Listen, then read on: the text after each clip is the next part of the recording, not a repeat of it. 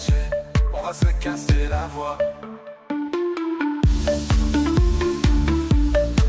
Salut à tous les frérots, j'espère que vous allez bien, bienvenue sur la chaîne MTO Foot et aujourd'hui on plonge dans l'actualité brûlante du football et cette fois-ci on va parler du mercato. Comme tout le monde le sait à chaque fois, les 4-5 derniers jours du mercato ça part dans tous les sens, les clubs sont en panique, souvent parce que soit ils ont envie de se séparer des joueurs qui ne leur servent à rien, soit ils ont envie de recruter parce qu'il leur manque des joueurs. Et c'est un petit peu ce qui se passe au PSG, on a envie de se séparer de joueurs et on a envie de recruter, mais souvent dans les derniers jours, c'est soit c'est des joueurs qu'on pensait qu'ils n'allaient pas partir, qui vont peut-être partir. Soit c'est des joueurs qu'on pensait qu'ils allaient venir et qui vont pas du tout venir. Donc là, dans cette vidéo, on va voir quelques petites infos qui sont tombées concernant déjà Milan Skriniar. Tout le monde pensait que ça allait être impossible que le joueur parte. Et bah au final, c'est peut-être pas du tout ça. Ce qu'on est en train de voir, c'est qu'il y a un club qui s'intéresse à lui. On va regarder ça dans les infos. Mais juste après, on a vu aussi que Paris s'intéresse à un joueur aussi du Benfica si Skriniar venait à partir. Donc, très surprenant. Moi, je m'y attendais absolument pas. Je pensais que le mercato était fini, du moins très calme. Je voyais des départs comme Ugarte et Soler,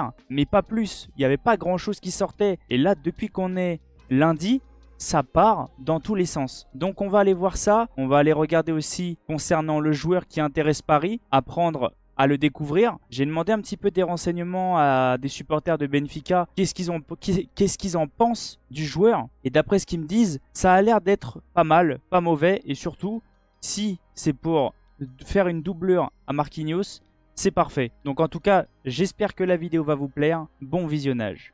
Avant que la vidéo commence, n'oubliez pas l'abonnement, le petit like, le petit commentaire pour le référencement et n'hésitez pas à partager les potes.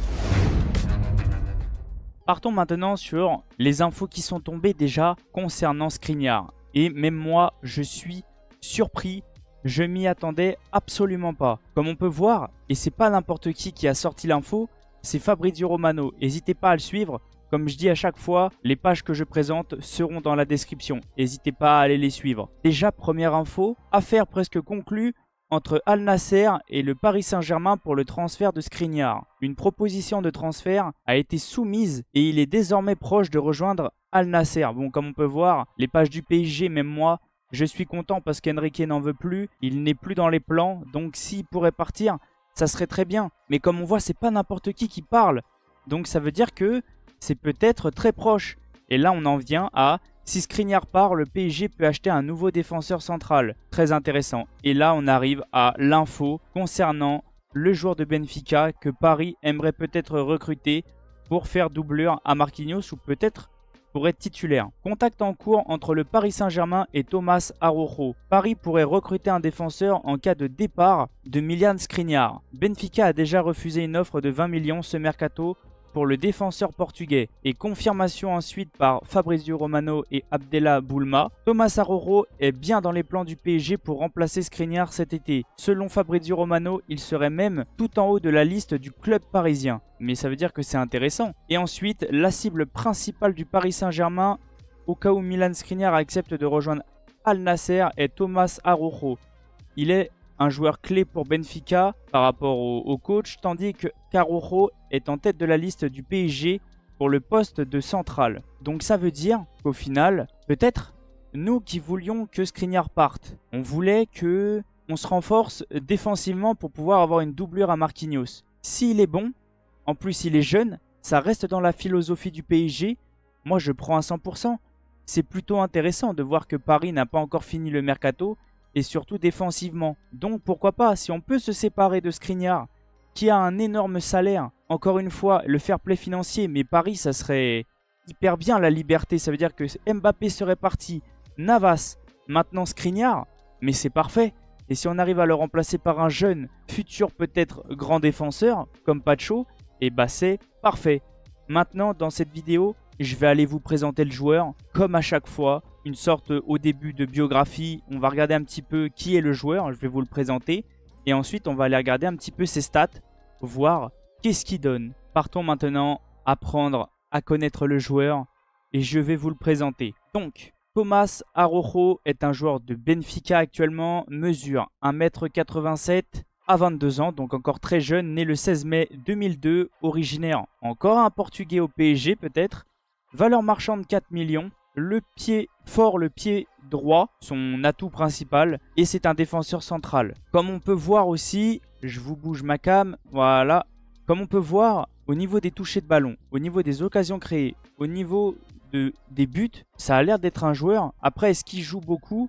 22 matchs, ouais. On peut pas non plus trop regarder qu'est-ce que ça vaut sur ces stats-là. J'aime bien aller voir les autres stats. Mais on voit quand même que ça a l'air d'être un bon joueur au pied. Par contre, au niveau des duels défensifs, etc., il va falloir peut-être avoir une sorte de progression. Mais ça, c'est pas inquiétant.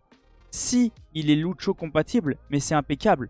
C'est parfait en fait. Tout ce qui se passe là, si on arrive à se séparer de Skriniar, qui ne l'est pas du tout, et avoir un joueur qui l'est complètement, et ben moi je prends à 100%. Donc, pourquoi pas? Pourquoi pas? Après, c'est dommage que ça soit en mode panique. On fait ça en mode panique. On avait 3 mois de mercato. On aurait pu surtout s'y prendre beaucoup plus tôt pour pouvoir être tranquille. Là, ça part encore dans tous les sens. Mais de toute façon, on le sait, à chaque fois à la fin, c'est le bazar. Partons maintenant voir ses stats et voir qu'est-ce que le joueur donne. Alors, j'ai un petit peu regardé déjà avant. J'ai regardé quelques vidéos parce que je ne connaissais pas le joueur. Je vais pas m'inventer quelque chose. Ça a l'air d'être un bon joueur quand même, parce qu'il a l'air d'être beaucoup dans le vert. Moi, ce qui va m'intéresser, c'est tout ce qui est passe, tout ce qui est progression au niveau des passes, tout ce qui est défensif, vu que c'est un défenseur. Au niveau action menant au tir, ça se voit quand même que c'est un joueur qui aime bien faire avancer le jeu, qui est dangereux pour l'adversaire au niveau du ballon. Stat basique. Et ben on voit que c'est quand même dans le vert. Et ça a l'air d'être vraiment un bon joueur. Après, il n'a pas joué beaucoup. Donc attention aux stats. Attention. Il a joué que très peu. Ça n'a pas l'air d'être un joueur qui a joué énormément. Donc doucement. Mais voilà ce qui me plaît. Au niveau de tout ce qui est passe réussie, 96 centiles. Passe tentée, 95. Pourcentage de passes réussies, minimum 30 minutes jouées par match d'équipe pour apparaître en tant que leader. Donc voilà. Il a joué un petit peu quand même. Donc 89. On voit que ça a l'air d'être un joueur qui tente beaucoup, qui réussit quand même plutôt beaucoup. Quand même, il a des bonnes stats, pourcentage de passes réussies, passe entre 5 et 15 mètres, minimum 30 minutes jouées par match. Donc à chaque fois, ils prennent ces stats-là parce qu'il a joué plus de 30 minutes. Au niveau des passes moyennes, c'est plutôt correct aussi. On est au-dessus du 80. Et au niveau des passes longues, et bah ça a l'air d'être plutôt bon aussi. Donc en fait, je suis en train de comprendre pourquoi Paris est intéressé. Et pourquoi potentiellement Enrique aime. Parce que c'est un joueur qui a l'air d'être à l'aise, balle au pied. Et c'est ce qu'on recherche au PSG. Vu comment ça joue, vu comment on l'a vu contre Montpellier, Paris c'est une équipe qui va vouloir jouer au ballon. Et si derrière on arrive à avoir des joueurs qui sont capables de gérer tranquillement le ballon sans stresser, sans balancer loin, sans perdre le ballon bêtement, et bah c'est tout ce qu'on recherche à Paris. Et c'est très très bien. Donc ça a l'air d'être un joueur qui fait avancer le jeu et qui est dangereux dans toutes les passes. Passes progressives. Les passes réussies qui rapprochent le ballon de la ligne de but adverse d'au moins 9 mètres par rapport à l'endroit le plus éloigné où le ballon se trouvait lors des 6 dernières passes. Ou bien toute passe réussie dans la surface de réparation. Mais c'est parfait. Ça veut dire que ça a beau être un défenseur, et bah c'est plutôt intéressant et plutôt bon. Après maintenant ce que je voulais voir, voilà. Au niveau de la défense, ça va aussi. Il a l'air d'être bon. Tacle, 98 centiles, tacle réussi 99. Donc même défensivement, c'est pas un mauvais joueur. C'est pour ça que sur le site d'avant, j'ai préféré venir sur celui-là parce que celui-là est beaucoup plus détaillé, donc on sait un peu plus où ça va pas et où ça va. Donc ouais, moi je trouve que c'est le joueur parfait pour pouvoir remplacer Skriniar, un joueur qui apporte techniquement, mais qui apporte aussi offensivement et encore de la jeunesse. Et on reste dans la philosophie du club, recruter jeune et recruter pour le futur. Et c'est tout ce qui est dans ce joueur. En tout cas, ouais, au niveau de Skriniar, si on arrive à faire une vente, même pas non plus une grosse, n'importe quelle vente, on serait en positif parce qu'on l'a eu gratuit. Ce qui voudrait dire que c'est parfait. Et si on arrive aussi à trouver un club qui arrive à s'aligner sur son salaire, et ben moi je prends à 100%. En tout cas, ouais, c'est pas un mauvais joueur. Donc, pourquoi pas? Pourquoi pas? Il a l'air d'être beaucoup dans le vert. Après, c'est très jeune. On sait qu'avec Luis Enrique, il peut clairement progresser. Et moi, c'est tout ça qui m'intéresse. Ça m'intéresse. Passe réussie entre 5 et 15 mètres. Et c'est plutôt intéressant. Passe réussie dans le dernier tiers du terrain en zone d'attaque, non compris les pièces détachées. Mais il a l'air d'être très à l'aise et ça a l'air d'être un joueur, comme je dis à chaque fois, on a besoin de joueurs qui font avancer le jeu. Et on l'a vu par rapport à la saison dernière contre Montpellier là, et le PSG ne joue plus du tout pareil. On joue avec une sorte de possession mais qui progresse vers l'avant. On joue pas une possession qui recule sans arrêt ou qui n'arrive pas à déclencher quelque chose. Là on voit que ça joue au foot parce qu'Enrique a pris des joueurs qui sont capables de jouer dans le système qu'il réclame. Donc si lui peut remplir ces cases-là, je valide.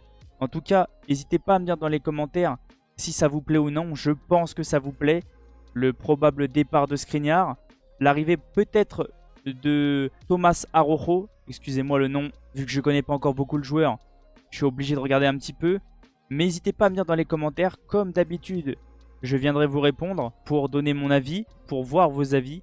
Et en tout cas, merci à tous ceux qui s'abonnent, qui like, qui sont là au quotidien. C'est grâce à vous que j'en suis là. Je vous en remercie infiniment. Et je vais vous laisser sur cette fin de vidéo. Et je vous dis à la prochaine. Ciao les potes. N'hésitez pas à aller voir les 2 vidéos qui s'affichent sur le côté. Ça peut vous intéresser et ça fait toujours plaisir. Pour toi Paris Alger, on va se casser la voix.